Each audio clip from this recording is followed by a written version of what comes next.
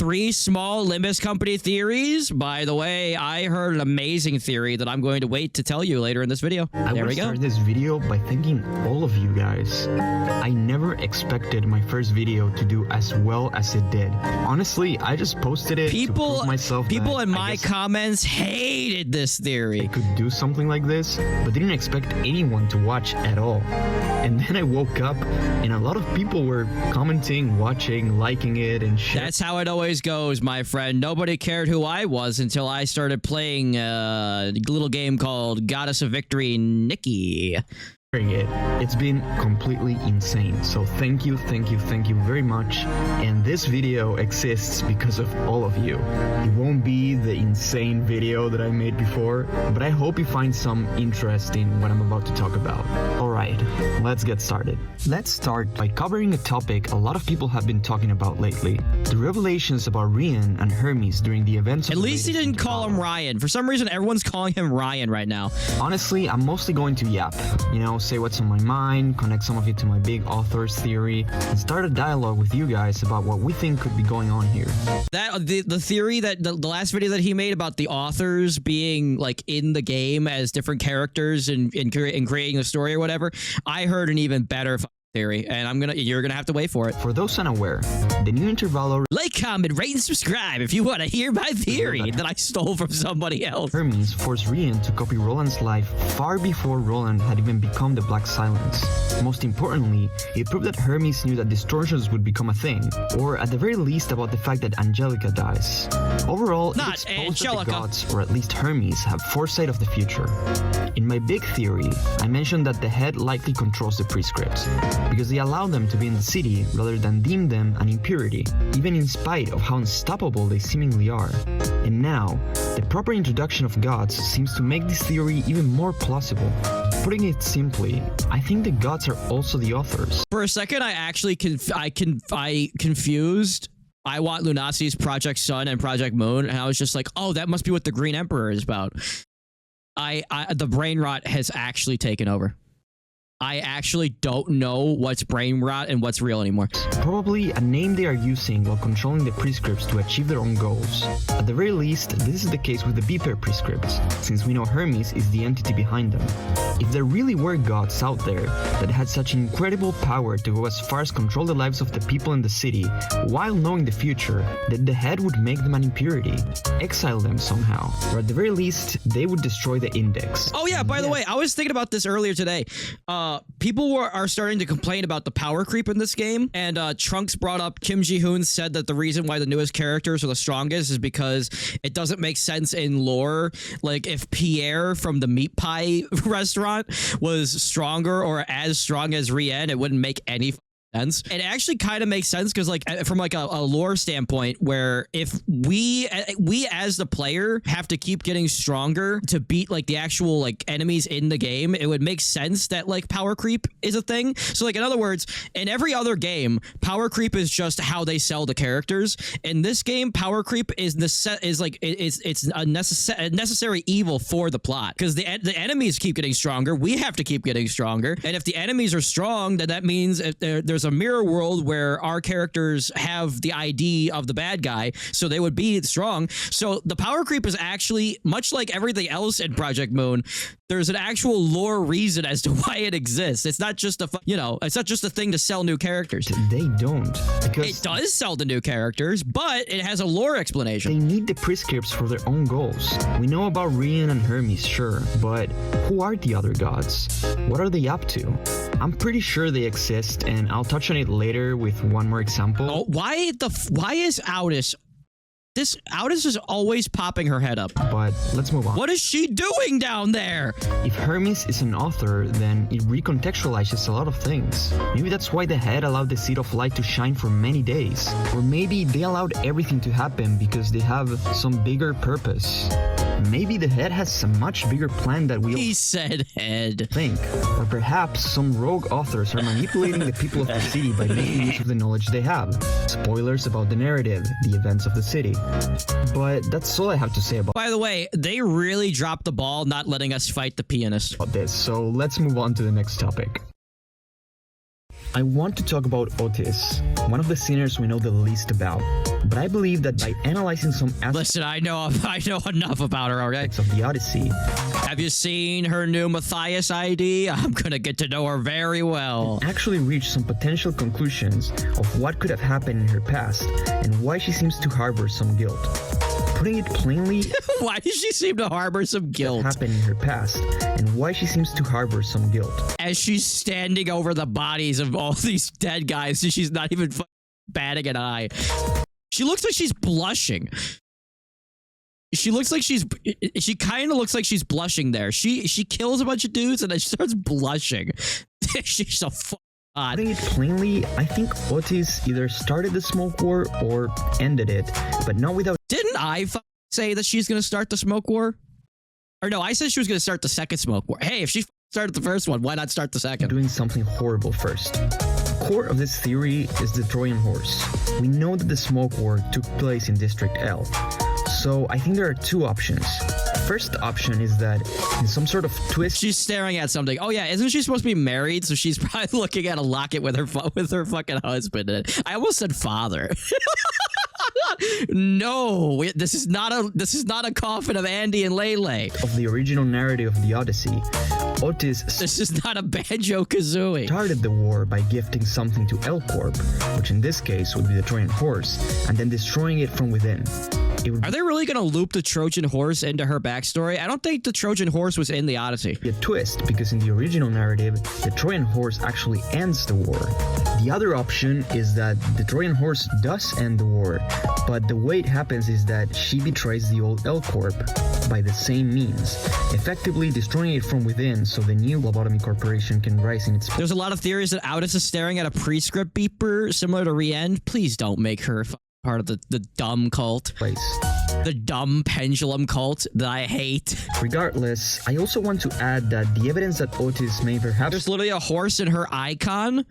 Bullshit. been following the Prescript is also a very Bullshit. real possibility. I'm looking it up. In the new Intervallo, she slips up and calls the Prescripts the gods before correcting herself.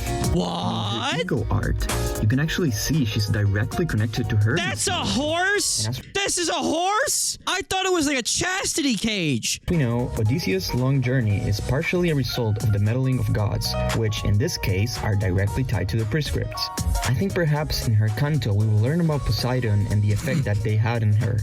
How in order to start the smoke war she had to work with Diaz because of the Prescripts, or how That's oh my god. Mommy? perhaps she had to betray the old L Corp to destroy it once and for all and have the war end. The idea of her following the Prescripts could By the way, this guy's actually using that new Mersault ID. What an ung.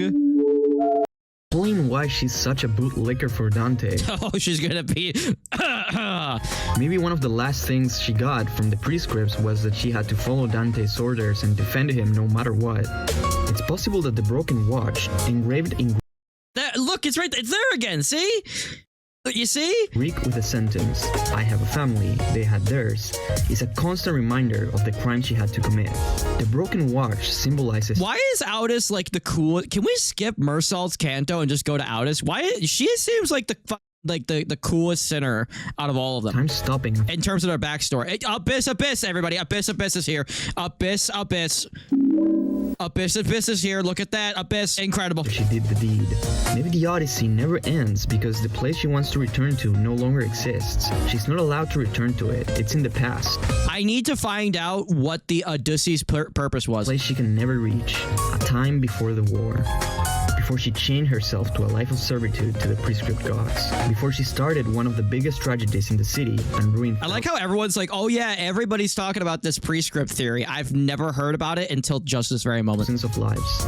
All she can do when looking at her watch is repeat the only phrase that gives What if Clay's YouTube was actually 3 kick channels in a trench coat? It's probably going to be, listen, it's probably going to be 1 kick channel eventually. her some peace of mind. 여행은 Especially after that last fucking video that I played. Oh my god. 있었지.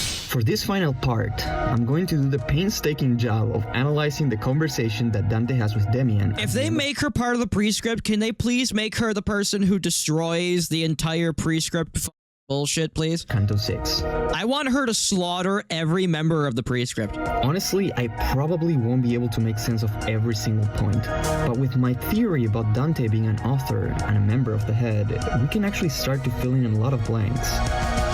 Demian begins by saying, imagine if there was a single rose you've cared for a long time. In this case, the rose... Oh, the Rose guy from Canto 7, dude. I figured it out. stand for the city, or the narrative that Dante, as a Head member, would be caring for. He continues. Oh yeah, Outis is Greek. That means that she actually might go around killing all the gods. But one day, you leave the rose behind to go on a long Yana's gonna come back and destroy... Oh wait, never mind. journey. I was about to say, LARPer alert, but I forgot that the end of Library. I keep forgetting about the end of Library, Bruno. This can easily be interpreted as Demian talking about Dante getting amnesia and starting the story of Limbus Company. He then says, in your journey, you come across a large garden. In your restless dreams, you see that town. Of the very same rose you once cared for. This is directly referencing the discovering of mirror worlds. There isn't just one city, there are many more. Oh my god. Whoops, all cities. Though Demian mentions the idea of that breaking Dante's heart, in reality, he has amnesia. But this is why Demian's telling him the story. That's why he then asks him, why do you think that is? Dante, without elaborating further as to why he answers the way he does, Refuses to elaborate further. because I finally come to understand that the one I truly loved is the rose that I'd left behind. This answer could symbolically mean that despite knowing there are many other worlds out there, so many other narrative possibilities, Dante loves his story. As an author, he does not want it to change. And Demian's response? Correct. He then And continues, then refuse to elaborate even though there are further. thousands of roses in this world, there is but one that is mine. One could assume this kinda throws things off a little because he uses the word world. But let's not get things mixed up because of it. The use of the word world could just be a way to say, in this reality we live in, there are many mirror worlds, but this world is mine. Once again, Demian continues, you've watered it diligently, cared for it. I skipped every single part of this dialogue when I played the game. As its thorns prick your fingers, so that your Prick? care makes its aroma bloom. This is again a direct reference to the idea that Dante, as a member of the Head, took care of the city in his own way, or that at least he took care of his own story. The thorns are all the issues that the city has. It's chaotic, some people Oh fight my back. god, does Project Moon have to do this with everything? Oh, it's the fingers, it's the arms, it's the claws, it's the rose, it's the thorns, it's the leaves. Impurities have to be taken care of, but even with all that, the city's narrative thrives thanks to the way that it's handled. He then compares it to Catherine and Heathcliff, making the connection to the roses Who? being other worlds as more plausible. Who in Heathcliff? Catherine and Heathcliff knew that there were infinite versions of each other, but in the end, they care about this specific version of each other most of all. But here's the tricky part. The way that this conversation ends makes me really confused and curious. Demian says, once I learned to properly love my very own flower, I no longer need to protect the thousands of other roses in the world. Immediately, this makes me think of Herman. She cares about this world, that's for sure. What if he's literally just talked about roses? But she wants to destroy the other Oh, the author was saying that the book was blue because when he read it, it made him sad. No, it was a blue book, bitch. mirror worlds. Know your place, bitch. Is she a foil to Dante in that sense? She wants to destroy them because she only cares about this one. But Dante maybe will become an author who loves all worlds equally, who allows creativity to go beyond the bounds. I don't of think so, narrative, dude. Where every He was being hunted and he had to change his head. I don't think he likes the world that he's in right now. adaptation is allowed, where all possibilities are valid. So, is this about Dante? Is this about Herman? Who is this about? What? Oh, wait. Oh my god. I just cracked the code. Red tie. Red tie. Black undershirt. Black undershirt. Dante is Herman. Dante is Herman. Yes, only time will tell. Nearing the end, Demian says, people of this star care for thousands of rose blossoms in their own gardens, but still fail to find what they really desire. Alright, here's a real head scratcher.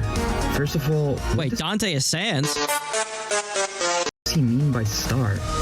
I figured stars could mean authors or symbolism for inspiration, but now he uses it to refer to a place where people reside. As for rose blossoms, gardens... I really do think that the twist at the end of the story is going to be that they're all just a bunch... The Limbus Company story, or the Project Moon story, is all just a bunch of stories that were being retold throughout history, and how stories kind of get mangled the more and more that they're talked about. Is he talking about people's own inner worlds? What the hell is he talking about? Then, Dante, showing concern, asks, but what about the other flowers that already bloomed? What happens to them?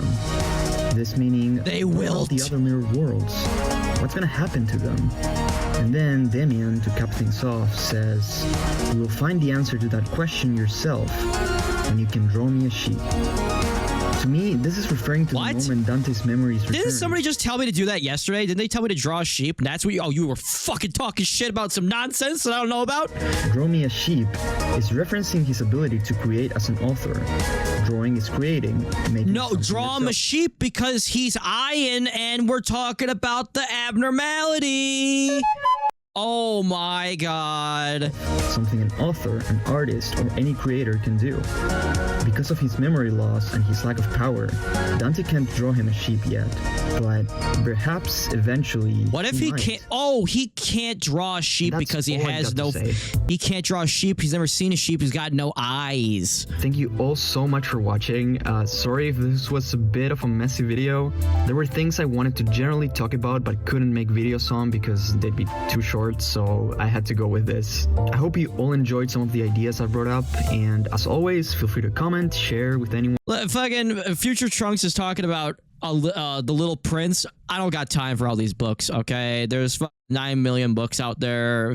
They were right to burn down the Library of Alexandria. Is that even a real thing? Is that a real thing? There was an actual library and they burned it down? Whatever. They should burn it down twice. Too many books. One you'd like, and tell me what you'd love to see me analyze next. For now, I'll catch you in the next video. Incredible. Like and subscribe to Mr. Frank Cap. But I have the greatest theory right here that a young man or woman named a BJR, Brazilian Jiu-Jitsu Rage, I guess. My theory is that the franchise is a project on the moon where people on Earth or whatever planet it is using the city as an external development site for technologies that would be too high risk to have on the main planet. So they created a city to do that as well as generate other resources that the head sends back to it. Probably wrong, but it would be cool. This actually makes so much fucking sense because who the would think it's a good idea to make nothing there if it wasn't on somebody else's planet? I wouldn't be working. I wouldn't be, hey, let's make this factory. Let's make this corporation that's going to be working on like all these creatures and monsters that have the ability to end time and space. And fucking, yeah, let's just do it on our home planet. No, they went to the moon and the city is a project on the moon. And what? Stop! It won't stop!